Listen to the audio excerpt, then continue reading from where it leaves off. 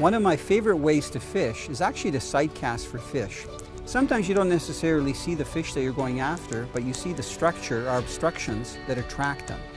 This usually happens when you're fishing in clear water, and it usually happens for species of fish that are suspended off the bottom. One of my favorite is the largemouth and smallmouth bass, and especially fishing them off of shorelines where there's a lot of rocks, where there's points that come out, and even on open water flats where there are rock piles surrounded by sand or silt bottom. The type of presentation that I use when I target those areas is called twitching.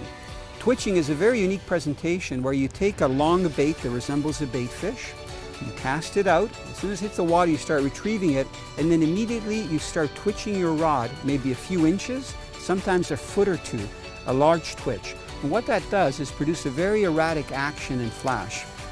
One of the most exciting lures that have come out in recent time is the shadow wrap. This thing looks like a real fish. It has like a mirror finish. And the one quality of the shadow wrap is it has this very iridescent body. And secondly, when you retrieve it, it sinks just slightly, so you can actually fish it pretty deep. I find that if I cast the shadow wrap and I start twitching it, sometimes I'll twitch it with pauses in between so that it sinks a little bit. Other times it'll be a steady pulse if I think there are aggressive fish in the area. And I find that by switching that combination of twitching, a lot of times I'll see the bass appear, follow the bait, and then I actually work it a little bit faster. These twitch baits work extremely well when you're fishing in shallower water and clearer water.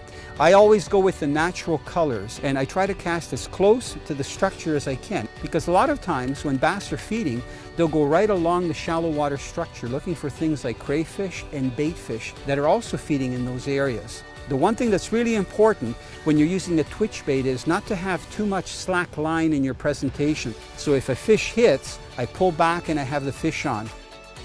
Twitch baits is one of the most exciting way to fish, especially for large and smallmouth bass, where you can visually see the fish follow, strike it, and then you have it on.